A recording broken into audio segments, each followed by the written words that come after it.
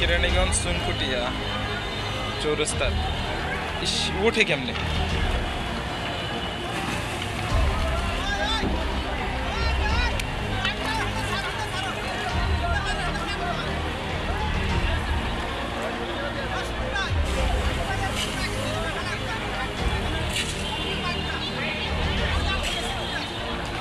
لا حول ولا قوة إلا بالله.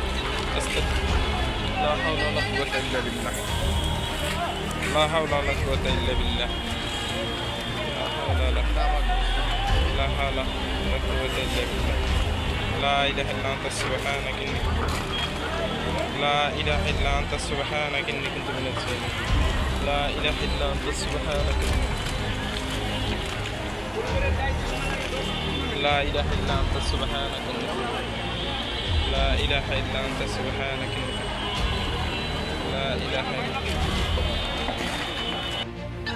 আমি এখান থেকে প্রস্তুত থাকতে হবে কিন্তু এটা এটা যে কোনো ভাবে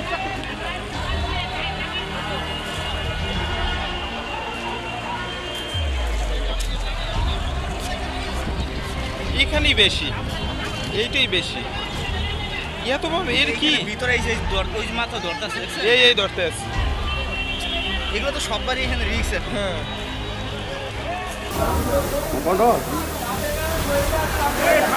লোক কইতে ভাই পিছনে কিন্তু নিবে না এখন।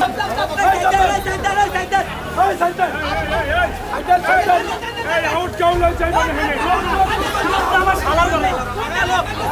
বীর কম রাখো, ফায়ার সার্ভিসের কাজ করতে সুবিধা করে দেয়।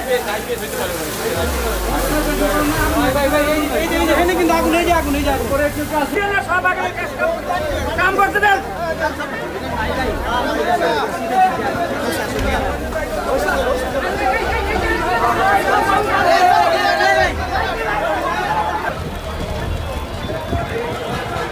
ভাই ওই লোক দুটা কই ভাই সেন ভাই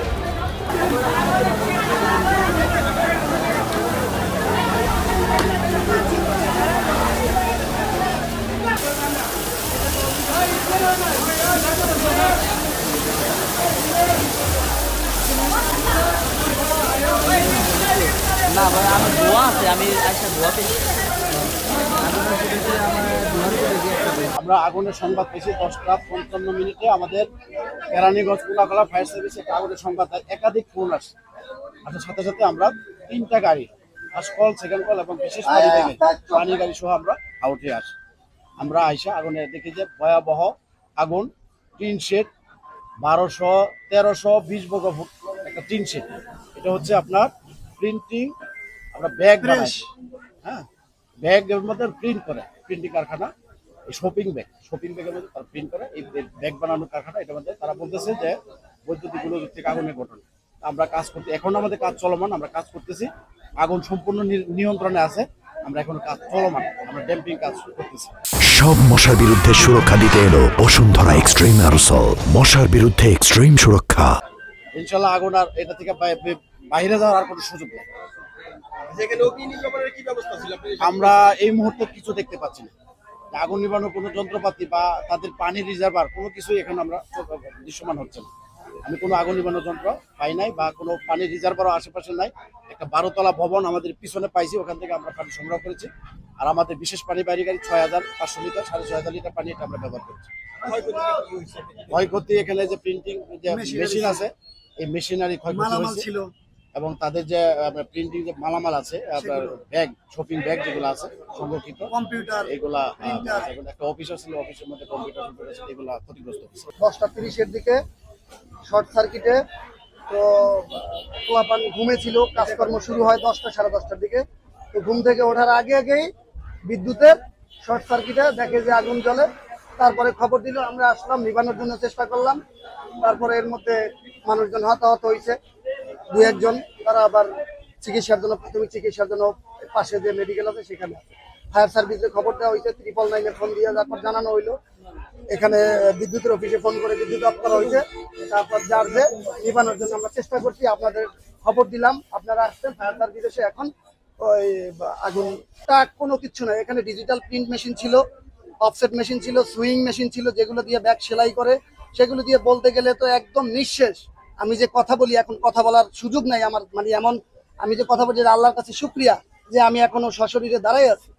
এখানে মেশিন ছিল, ডিজিটাল মেশিন ছিল, প্রিন্টিং এর মেশিন ছিল 2টা, কাটিং মেশিন ছিল, সেলাই মেশিন ছিল 12টা, সিলিং মেশিন ছিল, তারপরে ব্যাগে যে ফিতা লাগায় এটার জন্য আমাদের ওই যে 4 পাঞ্চের হ্যান্ডেল মেশিন ছিল, চায়না যে মেশিনগুলো সবগুলো চায়না মেশিন। আনুমানিক কত টাকা? এগুলো আনুমানিক কি বলবো আপনাকে, আমার মেশিনারির দামই ছিল 30 থেকে 35 লক্ষ টাকা। এগুলো শুধু মেশিন, এক একটা মেশিনের দাম, কাটিং মেশিনের দাম আছে প্রায় 15 থেকে 16 লাখ টাকা কাটিং মেশিন। আবার এই যে প্রিন্টিং ড্রাম প্রিন্ট যেটা দিয়ে চাকাগুলো ব্যাগে প্রিন্ট হয়, ওটার মেশিনের দাম আছে 6 লাখ 7 লাখ টাকা। অফসেট মেশিন আছে, এক একটা মেশিনের দাম 4.5 লাখ 5 লাখ টাকা। তারপরে আবার সেলাই মেশিন আছে সুইং, এক একটা মেশিন 60,000 70,000, বিভিন্ন কোম্পানির বিভিন্ন দাম। এরকম মেশিন ছিল আবার প্রায় 14 থেকে 15টা। সব মিলিয়ে আনুষঙ্গিক মোটামুটি 35-37 লাখ এরকম ক্ষয়ক্ষতি শুধু মেশিনারি। আগুনটা লাগছে ভাই, আর কোনো কিছু না ভাই।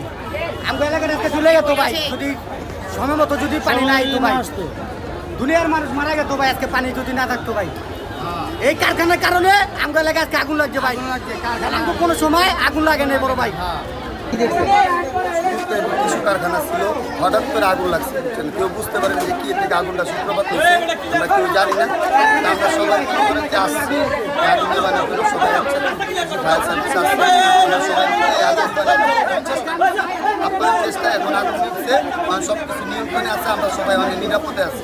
এর কোনো ক্ষয়ক্ষতি হয় হয়তো ভাই ঘরের মাল সামানা হালকা পাতলা ঘরের যারা কিছু ছিল টুকটাক কয়েকটা ঘরের মাল সামানা নষ্ট হয়েছে, এছাড়া কেউ কোনো লোকজনের কোনো প্রতিবেদ হয়নি।